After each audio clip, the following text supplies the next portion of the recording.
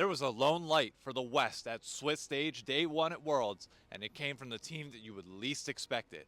100 Thieves pulled off one of the biggest upsets that I think we've seen in the Swiss stage and group stage Worlds history, beating the #1 seed from the LPL. Unironically, not the first time they've done this. They did beat EDG whenever EDG would go on to win Worlds back in 2021, but the match at that time was kind of meaningless. This one obviously has massive repercussions. Otherwise, a god-awful day for the West, including terrible drafting from FlyQuest that gave T1's Carrier his Bard in a best of one.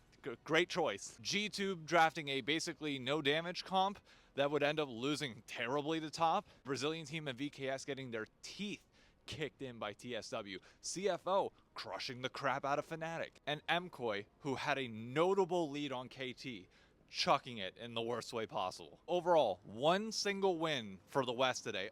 For the most part, every result going as expected. Now's when we hit that stage of the tournament that could get wild, but as of the time of recording this, I've not seen the group draw, so I'll cut right now to what that's going to look like. Interesting matchups, boy did we get. Top Esports versus 100 Thieves. Probably one of the best matchups outside of getting the LCP that 100 Thieves could have got. If you want to move on, you got to be able to beat those 3 and 4 seeds from China and Korea, and this would be a big moment, especially after they beat the 1 seed, but top is still going to be favored going into this matchup. The other insane matchup is AL versus Gen G. We are getting that in the 1-0 matchup, which means that obviously they will not be able to play at any later point in the Swiss stage, but they could match up later in the tournament.